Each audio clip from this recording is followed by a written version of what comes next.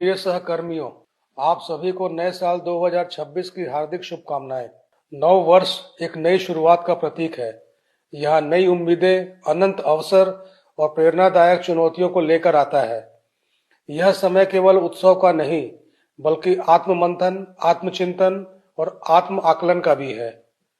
यह पल हमें यह सोचने का अवसर देता है कि बीते साल की उपलब्धियों, चुनौतियों और अनुभवों से प्रेरित होकर हम भविष्य की ओर कैसे और अधिक मजबूती से कदम बढ़ा सकते हैं और इसे कैसे बेहतर बना सकते हैं।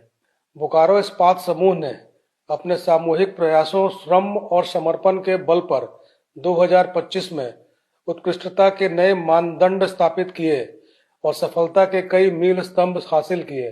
वैश्विक चुनौतियों के बावजूद हमारी टीम ने उत्पादन क्षमता और गुणवत्ता को बनाए रखा, लेकिन लाभप्रदता की दिशा में हमें कार्य करने की आवश्यकता है। इन उपलब्धियों में हमारे कर्मियों और उनके परिवारजनों का अतुलनीय योगदान रहा है। कैलेंडर वर्ष 2025 में हमने उत्पादन और तकनीकी प्रदर्शन में कई ऐतिहासिक उपलब्धियां हासिल दर्ज की हैं। Coke oven, sinter, hot metal, crude steel उत्पादन और सेलेबल स्टील उत्पादन में बढ़ोतरी दर्ज की है। एसएमएस न्यू ने उल्लेखनीय प्रदर्शन करते हुए 110% क्षमता उपयोग प्राप्त करके क्रूड स्टील का मासिक रिकॉर्ड बनाया। एसएमएस 2 ने टॉर्पिडो लैडल कार के माध्यम से हॉट मेटल फ्लो संवर्धन में बढ़त हासिल करते हुए 36 सीट प्रतिदिन का लक्ष्य हासिल करने में सफलता हासिल की। बीएसएल ने वर्ष 2025 में पहली बार चेकर्ड प्रोटो को सफलतापूर्वक रोल करके एक महत्वपूर्ण उपलब्धि हासिल की। वर्ष 2025 उत्पादन, रखरखाव, कार्बन उत्सर्जन में कमी के साथ साथ नई पहल के क्षेत्र में चुनौतियों और अवसरों का वर्ष रहा है। सर्कुलर वाटर इकोनॉमी को बढ़ावा देने की दिशा में विगत वर्ष में कई कदम उठाए गए, जिसके सकारात्मक परिणाम मिल रहे हैं। उच्च स्तर के एफ्लुएंट डिस्चार्ज से जुड़े पर्यावरणीय एवं वित्तीय जोखिमों को प्रभावी हस्तक्षेप द्वारा काफी हद तक कम किया गया। अशुद्ध जल के प्रभावी निस्तारण से पीएच एवं टीएसएस का स्थिरीकरण कर प्रक्रिया जल की गुणवत्ता में सुधार किया गया। जल शोधन से उत्पन्न स्लज का सिंटर निर्माण में पुनः उपयोग कर सर्कुलर इकोनॉमी को सुदृढ़ किया गया। कूलिंग पॉन्ड 2 से 10.5 लाख घन मीटर सिल्ट हटाकर जल भंडारण क्षमता बढ़ाई गई। तेनू घाट बोकारो नहर की लाइनिंग की मरम्मत से ताजे पानी की आपूर्ति सुदृढ़ हुई। परिणाम स्वरूप तेनू घाट बोकारो नहर से औसत पानी की निकासी 15,000 से घटकर 12,000 घन मीटर प्रति घंटा हो गई, जिससे उल्लेखनीय आर्थिक एवं पर्यावरणीय लाभ प्राप्त हुए। वर्ष 2025 में बोकारो इस्पात संयंत्र ने आत्मनिर्भर भारत अभियान को मजबूती देते हुए कई नए स्टील ग्रेड्स का विकास किया है। यह उपलब्धि मेक इन इंडिया पहल के तहत तकनीकी नवाचार, गुणवत्ता वृद्धि और आयात प्रतिस्थापना के प्रति सेल बीएसएल की प्रतिबद्धता की ओर मजबूत करती है तथा देश के औद्योगिक और आर्थिक विकास में इसके योगदान की एक बार फिर पुष्टि करती है। बोकारो इस्पात संयंत्र ने वर्ष 2025 में एक तरफ कई महत्वपूर्ण राष्ट्रीय परियोजनाओं में अपनी भागीदारी सुनिश्चित की, वहीं भारतीय नौसेना के युद्ध पोतों के लिए विशेष स्टील की आपूर्ति कर राष्ट्र निर्माण एवं राष्ट्रीय सामरिक सुरक्षा में अपनी दोहरी भूमिका को पुनः स्थापित किया है। डिजिटलीकरण के क्षेत्र में Oracle fusion cloud human capital management HCM के सिस्टम का शुभारंभ सेल में सर्वप्रथम बोकारो स्टील प्लांट में किया गया। यह पहल HR प्रक्रियाओं को आधुनिक और उपयोगकर्ता केंद्रित बनाने का एक प्रयास है। इस परियोजना ने न केवल HR प्रणाली को सरल बनाया है, बल्कि कर्मचारियों को एकीकृत सेवाएं प्रदान कर उनके अनुभव को बेहतर बनाया है। जैसा कि हम सभी जानते हैं, पर्यावरणीय स्थिरता केवल एक प्राथमिकता नहीं, बल्कि हमारी सामूहिक जिम्मेदारी है। सरकार ने ग्रीन स्टील के लिए कड़े मानदंड तय किए हैं, जो स्टील उत्पादन में CO2 उत्सर्जन की तीव्रता के आधार पर रेटिंग प्रदान करते हैं।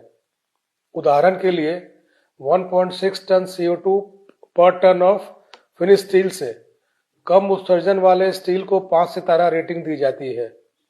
इन मानकों को हासिल करना न केवल एक लक्ष्य है, बल्कि हमारे लिए वैश्विक पहचान बनाने का अवसर भी है। हमने इस दिशा में कई प्रभावशाली पहल की है, जैसे स्लज ब्रिक्स तकनीक का उपयोग और ऊर्जा दक्षता कार्यक्रमों को लागू करना। डिकार्बोनाइजेशन और ग्रीन स्टील की वर्तमान आवश्यकता को देखते हुए हमें जागरूकता, प्रभावी योजना और ठोस कार्रवाई पर ध्यान केंद्रित करना होगा। यह न केवल हमारे संयंत्र के लिए महत्वपूर्ण है, बल्कि एक बेहतर और हरित भविष्य की ओर हमारा योगदान भी।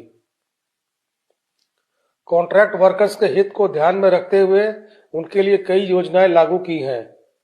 ठेका श्रमिकों को सशक्त बनाने के लिए बायोमेट्रिक RFID कार्ड का वितरण किया गया, जिससे उनकी पहचान और सेवाएं अधिक सुव्यवस्थित हुई। आयुष्मान भारत योजना के तहत ठेका कर्मचारियों का पंजीकरण कराया गया और स्वास्थ्य संबंधी सेवाओं का विस्तार किया गया। कॉन्ट्रैक्टर सेफ्टी प्रबंधन के तहत 27 स्टार रेटेड ठेकेदारों को मान्यता दी गई। संविदा श्रमिकों को EPFU योजनाओं पर जागरूकता कार्यक्रम आयोजित कर लाभ पहुंचाया गया। चिकित्सा के क्षेत्र में बोकारो जनरल अस्पताल में गत वर्ष कई नई सुविधाएं जोड़ी गई। अस्पताल को और अधिक बेहतर चिकित्सा प्रदान करने के लिए हम प्रयासरत हैं। टाउनशिप में नागरिक सुविधाओं की दिशा में पिछले वर्ष कई पहल किए गए, जिसे हम नए साल में भी जारी रखेंगे। नए वर्ष में प्रवेश करते हुए हमें सुरक्षा सर्वोच्च और सर्वोपरि के मंत्र को याद रखने की आवश्यकता है। सुरक्षा में कोई भी लापरवाही स्वीकार्य नहीं है। दुर्घटना निराकरण हेतु निरंतर जागरूकता कार्यक्रम, प्रशिक्षण एवं सुरक्षा गतिविधियां आयोजित की जा रही हैं। आइए आगामी वर्ष में हम सभी कार्यस्थल पर शून्य दुर्घटना के लक्ष्य को एक साझा संकल्प के रूप में अपनाएं। हर कार्य से पूर्व सुरक्षा उपायों का पालन करें और असुरक्षित परिस्थितियों की सूचना तुरंत दें। सुरक्षित कार्य संस्कृति को सुदृढ़ बनाकर ही हम स्वयं, अपने सहकर्मियों एवं संयंत्र के उज्जवल भविष्य को सुरक्षित रख सकते हैं। आशा करता हूं कि नव वर्ष में हम न केवल अपने व्यक्तिगत और सामूहिक लक्ष्यों की प्राप्त करेंगे, बल्कि अपनी कार्यशैली में सतत सुधार, नवीन विचारों को अपनाने और स्थायित्व की दिशा में मजबूत कदम बढ़ाएंगे। हम एक ऐसी कार्य संस्कृति को बढ़ावा दें जो न केवल परिणामों पर केंद्रित हो, बल्कि सामुदायिक कल्याण और पर्यावरणीय संतुलन को भी प्राथमिकता दें। इन प्रेरणाओं के साथ एक बार पुनः आपको और आपके परिवारजनों को नव वर्ष 2026 की हार्दिक शुभकामनाएं। धन्यवाद।